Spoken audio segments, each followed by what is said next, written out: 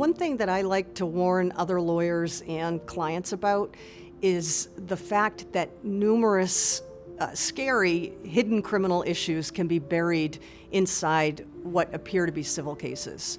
Examples of where criminal exposure frequently arises in a civil case are financial wrongdoing. That can come up in a divorce. It can come up in a commercial litigation. There are a number of laws that I think civil attorneys don't tend to think of that can emerge in a civil case.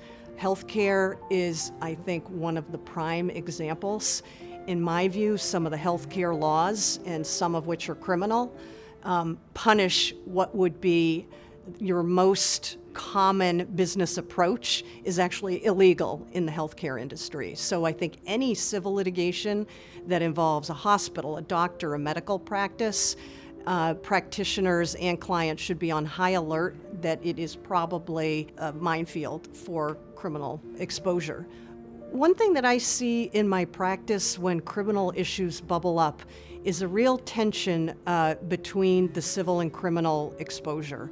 So for example, you might be into a litigation before you as the attorney realize the client has some exposure. And at that point, the best thing for the client may be to back down. It may be to settle, it may be to dismiss, and it may be to do a host of things that the client is going to be very much opposed to.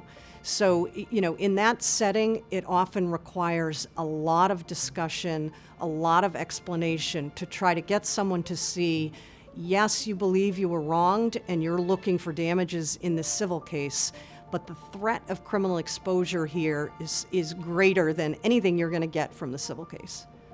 A civil attorney, I think, should bring in a white-collar expert whenever they see a red flag.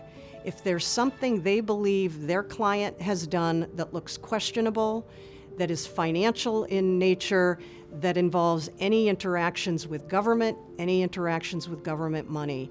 If there's anything that doesn't sit right in that regard, there's absolutely no harm in tapping a colleague in the white-collar field to run it by them. Get in the habit of looking for those and seeking guidance, and then referring the client out where you feel like, you know what, I do think there may be something here.